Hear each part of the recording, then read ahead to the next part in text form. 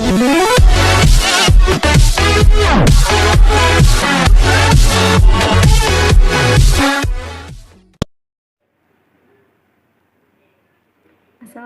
warahmatullahi wabarakatuh.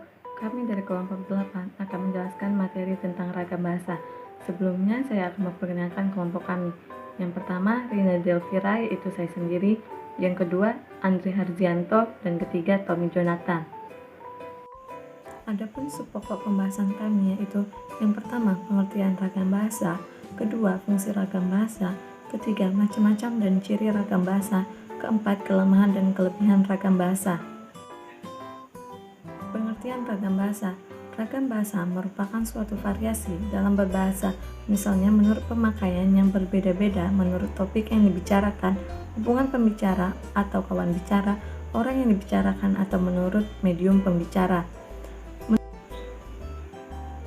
Menurut Bahman, ragam bahasa adalah variasi bahasa menurut pemakaian yang berbeda-beda, menurut topik yang dibicarakan, menurut hubungan pembicara, kawan bicara, orang yang dibicarakan, serta menurut medium pembicara.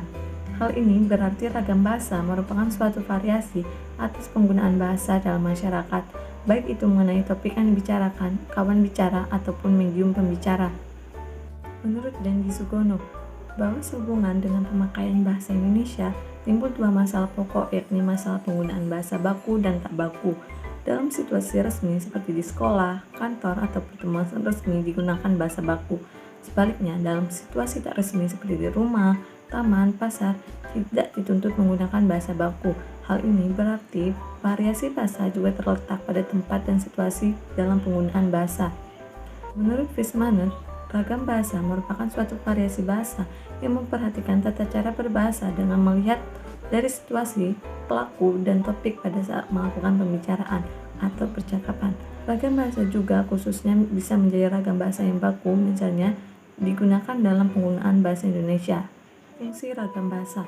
Fungsi bahasa Indonesia dalam kapasitasnya sebagai bahasa nasional yaitu mampu menyatukan ribuan bahasa yang beragam di Indonesia.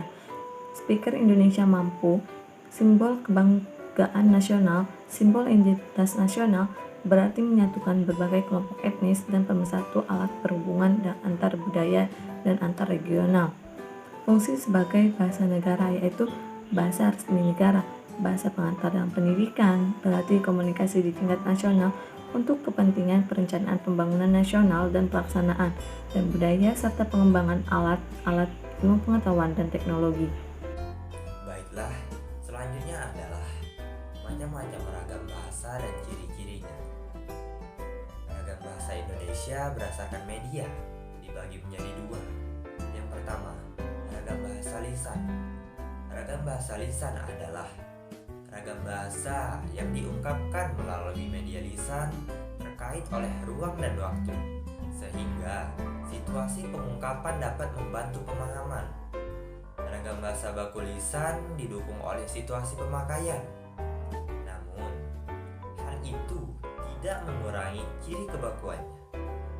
Walaupun demikian, ketepatan dalam pilihan kata dan bentuk kata serta kelengkapan unsur-unsur di dalam struktur kalimat tidak menjadi ciri kebakuan dalam ragam baku lisan, karena situasi dan kondisi pembicaraan menjadi pendukung di dalam memahami makna gagasan yang disampaikan secara lisan.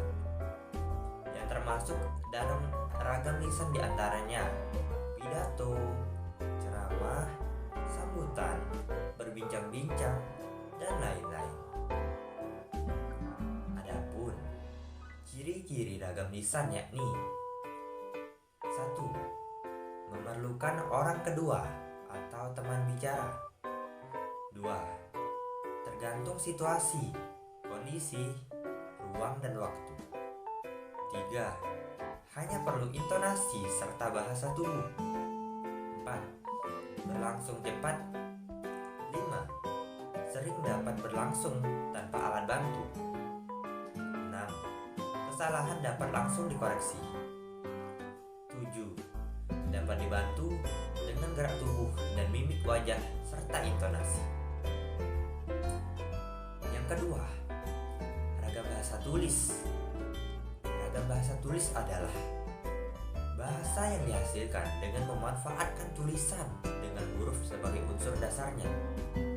Dalam ragam tulis, kita berurusan dengan tata cara penulisan atau ejaan di samping aspek kata bahasa dan kosakata. Dengan kata lain, dalam ragam bahasa tulis, kita dituntut adanya kelengkapan unsur tata bahasa seperti bentuk kata ataupun susunan kalimat, ketepatan pilihan kata, kebenaran penggunaan ejaan, dan penggunaan tanda baca dalam mengungkapkan ide. Contoh dari ragam bahasa tulis adalah surat, karya ilmiah, surat kabar, dan lain-lain. Ragam bahasa tulis perlu memperhatikan ejaan bahasa Indonesia yang baik dan benar, terutama dalam pembuatan karya-karya ilmiah. Adapun ciri-ciri ragam bahasa tulis yakni 1. Tidak memerlukan kehadiran orang lain. 2.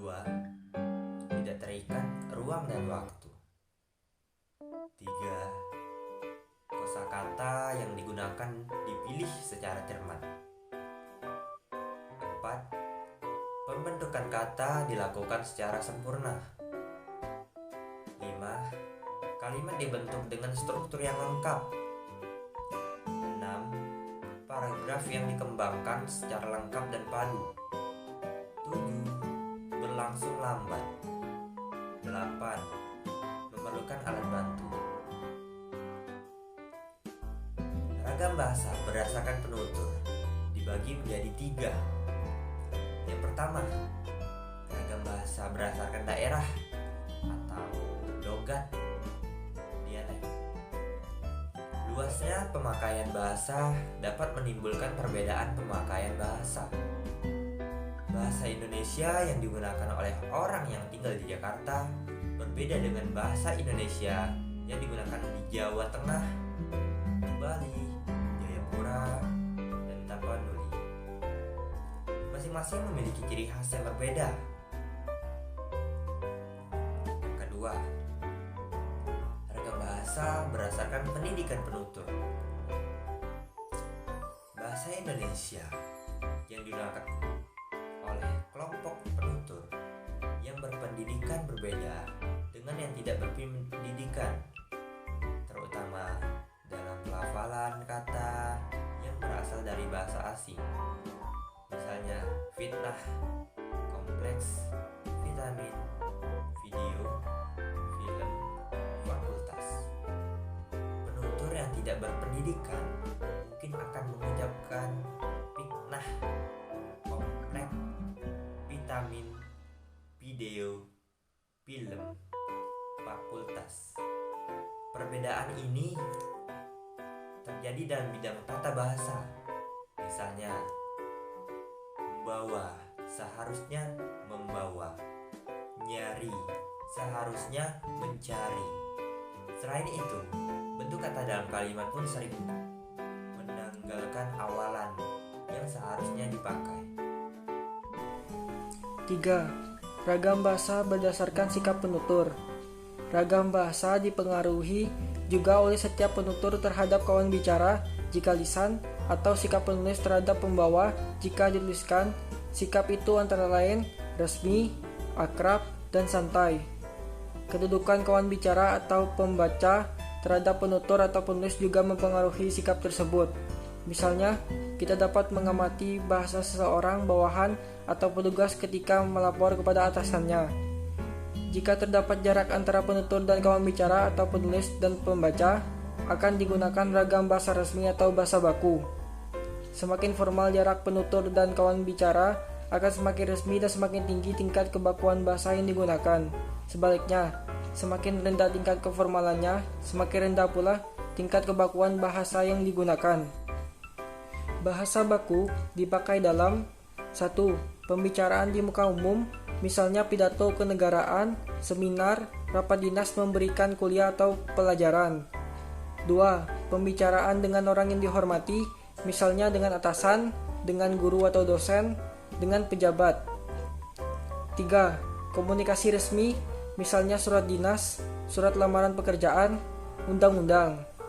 4. Wacana teknis, misalnya laporan penelitian, makalah, tesis, disertasi. Ragam bahasa menurut pokok persoalan atau bidang pemakaian. Dalam kehidupan sehari-hari, banyak pokok persoalan yang dibicarakan. Dalam membicarakan pokok persoalan yang berbeda-beda ini, kita pun menggunakan ragam bahasa yang berbeda. Ragam bahasa yang digunakan dalam lingkungan agama berbeda dengan bahasa yang digunakan dalam lingkungan kedokteran, hukum, atau pers. Bahasa yang digunakan dalam lingkungan politik berbeda dengan bahasa yang digunakan dalam lingkungan ekonomi atau perdagangan, olahraga, seni, atau teknologi. Perbedaan itu tampaknya dalam pilihan atau penggunaan sejumlah kata atau peristilahan atau ungkapan yang khusus digunakan dalam bidang tersebut, misalnya masjid, gereja, vihara adalah kata-kata yang digunakan dalam bidang agama. Koroner, hipertensi, anemia digunakan dalam bidang kedokteran. Improvisasi, maestro, kontemporer banyak digunakan dalam lingkungan seni. Kalimat yang digunakan pun berbeda sesuai dengan pokok persoalan yang dikemukakan. Demikian bahwasannya, ragam bahasa harus sesuai dengan pokok persoalan yang dibicarakan, artinya harus saling terkait dengan topik persoalan sesuai dengan bidang pemakaiannya. Kelemahan dan kelebihan ragam bahasa. A. Kelemahan ragam bahasa lisan, yaitu bahasa lisan berisi beberapa kalimat yang tidak lengkap, bahkan terdapat frase-frase sederhana, penutur sering mengulangi beberapa kalimat, tidak semua orang bisa melakukan bahasa lisan, dan aturan-aturan bahasa yang dilakukan tidak formal.